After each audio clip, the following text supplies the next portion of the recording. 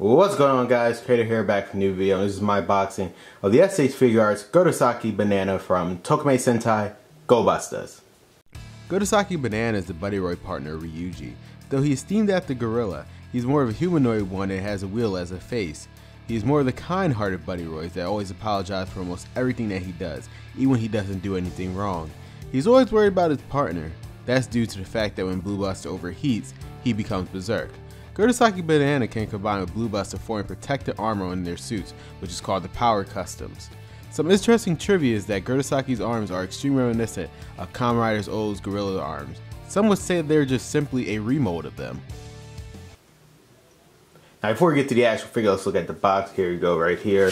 This is the s.h.figuarts Gorisaki Banana box from Tokumei Sentai Go-Busters. s.h.figuarts is right here. Let's look on the top real quick. See right there, Tokumei Sentai Go-Busters. Tokumei Sentai Go-Busters Gorisaki Banana.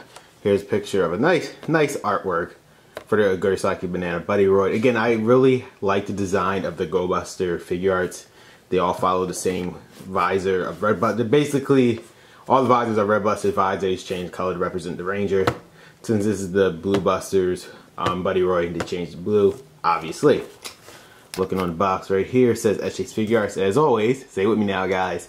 s.h.figuarts is a new standard figure series that incorporates the Bandai action figure art under the theme pursuing character expression through humanoid action. Looking right there in the box, you see, if I zoom in a little bit, and there.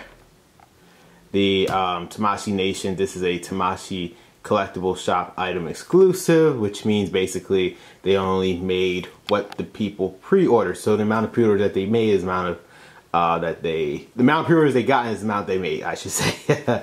Sorry about that. But this actually came really dirt cheap. Again, the Go-Buster line really, sadly, it wasn't as popular as most of the Sentai figures, so I got this pretty dirt cheap. If I remember off the top of my head, I got this probably less than $30. I think I got this for $25. For Tamashii Web exclusive, you know, just the Buddy Roy, but for Tamashii Web exclusive, this should have been at least $80. But I got it for like $35. It was super cheap. So it's a good thing for me, because this is an old figure from 2012. So the fact I got it now, which is cool, but it's like, this really shows how well the Go-Busters series went. But I digress. Tamashii Nation's right there, Bandai. Looking on the left, I zoom out a little bit. Looking on the left, Tokumei Sentai Go-Busters Gorisaki Banana, s.h.figuarts. On the top, same thing, s.h.figuarts Tokumei Sentai Go-Busters Gorisaki Banana. Same thing right here, Tokumei Sentai Go-Busters Gorisaki Banana. Another picture of Gorisaki Banana. Try saying Gorisaki Banana 3 times. That's all I can say. Ready, set, go. Or Buster's ready, got to ready, set, go. Suicide Road action, the action right there. Shows him in various poses. Yeah, he's kind of like a stiff figure, so it's like you can only put him in so many poses, which I'll explain when I look at the actual figure itself. Bandai, Tamashii Nations again. Buster ready to go. But again, I always like the box. One thing s.h.figuarts always deliver, at least the Go-Buster line for me, is the box. Again, just the same style they were doing with the rest of the Go-Buster figure art line. The visor and showing him.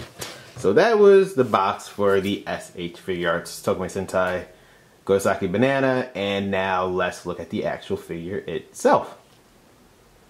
And here is the figure of the s.h.figuarts Gorisaki Banana. Let's look at him closely real quick. Now you can see the front face. This sadly doesn't move in the show. Let's probably zoom out a little bit. In the show, this would move, but sadly it doesn't. Kind of disappointing. Unless I'm confused, maybe it does or maybe it doesn't. I have no idea. I don't know. I don't think this actually comes off, but oh, it does move. Well, you know, I lied. Lied on camera. I thought this thing didn't move. It doesn't come apart, is what I meant to say. See, so that is one action feature that this guy actually had, because the Celestial doesn't really have much. Because I'm about to explain that in a second. But yeah. The face does move, which is cool because he does do that in the show because it's a wheel. So you expect it to move, and it does. Again, the one thing that Bandai always does right it's just figures in general, and this is really cool. So look at the head. The head, but the actual head itself doesn't actually move 360 degrees, just to let you know. This just stands right here. You can only move it this much. So there's that pipe. There you go. Put that together. Now looking at his side plates. Nice. I mean, these do come up for a little bit so he can move his arm a little bit more upward. By the way, that's it. These are states, like, these are not like usual s.h.figuarts, whatever the hell they're called, I don't remember. But yeah, these can only move up this way, but not the other way around. Not from the left to the right, only up and down. So you can move his arm from that way. Now you could get some arm movement this way, as you can see right here, but that's pretty much it. Same thing on this side as well. Can't do on this side, only up and down. Otherwise, this is very cool. He has a unique mode. Obviously, he doesn't follow none of the Ranger suits, and so did T and Nick, a completely new mode. So that's pretty cool. They really took the time to make this figure, and I do congratulate Tamashii Nations and Bandai for this, because like they really took the time and effort to make all the buddy roids for the core Ranger team. Cheetah and Nick, they did a good job on. And now Gorisaki Banana, who's Silas, they also did a good job on. So I really do appreciate that. So then continue looking on the, front of the figure. Arms, it does move actually doesn't, his whole arm can move 360. I wouldn't recommend it though, because as you can see right here, these wires do not come off. So I wouldn't actually recommend that at all. If you do that, so they can technically move 360 in theory, but I wouldn't recommend it, is what I'm trying to say here, because these aren't things. I don't want this to pop off, because I doubt this is retachable, so I wouldn't recommend doing that. No open fists, just you can move it. I don't think these actually pop off. I don't see the point. They do pop off. I don't actually see the point, because he doesn't have interchangeable hands, which I'm going to talk about in a second. But overall, looking still in the front, legs, they got all the details correct. I mean, again, for action for a figure for someone in the Sentai series that didn't really do much, they really got all the details packed down. So that is actually kind of cool. So at least got that right. Legs on both sides looks cool. I mean, his foot is on a swivel, and you can, and he does have you can move his, jeez, I don't know body parts anymore. His knee, he can move his knee as well, so his knee can go all the way back here. And you see, you can get a bunch of movements out of this guy. I doubt he'll stand. You're gonna need Tamashii stand for that, because I'm holding right now. I doubt he can actually stand that high. So interesting. Again, he does have the foot articulation, but he doesn't have any toe articulation. I wouldn't expect. He is a buddy roid. They can only do so much with the robot. So yeah, the paint is cool. I do like the sleek tint that they have going on with the blue. So that is actually pretty awesome. They did really, even though maybe it's just me, I feel like he has a darker blue in this series. I could just be losing my mind. I feel like his more like a darker blue. I'm not saying this is baby blue. This is more of like a sky, I want to say sky blue. This one is, because it comes out differently on camera. But I feel like his blue is a lot more, I would say, purplish blue.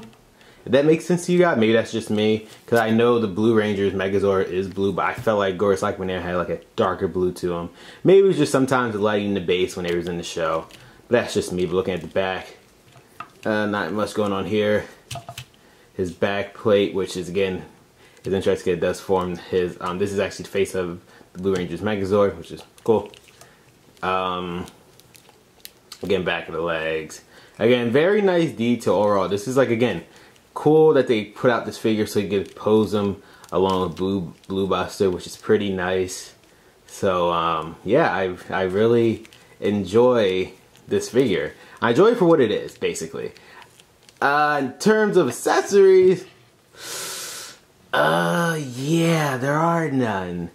That's kind of the issue with this. That's the only gripe I have with this figure. Now, granted, he didn't really do much in the series in terms of fighting, so I wasn't expecting any like actual weapon accessories, because I don't think he had any to begin with. But like, it just could have been like some stuff that he used in the show. Like in the first couple episodes, he had that ice thing around his neck, so he could give to Ryuji, so maybe they could have had like that, just put around his neck, just something, because for the people who bought it originally, this probably cost like what, $40, $50 for the people who bought it originally in Japan. So it's like, for him just to get the figure, I know it's perfect just to pose with the Blue Buster, which is fine, but it's like, come on. Yeah, could have did something. You guys could have really did something more with this guy turned this accessories. But hey, you can see just, you could have added a little more accessories. Maybe this could have came off. Maybe had like attachments, like these could have detached, and I could have moved him freely. I know that's not part of the show. Just something to make it worth your buck, you know, because usually all the other figures come with at least optional hands. I know his hands never opened either, but it's like, come on guys, people are spending money on this figure, and it's like y'all could have did a lot more with it. That's just my personal opinion though. But again, posability, he's for what a giant gorilla humanoid buddyroid is capable of moving. They pretty much got the job done on that one. But yeah, before I get my final thoughts, as always, here are pictures of some of his poses that you can do with the s.h.figuarts Gorisaki Gorilla.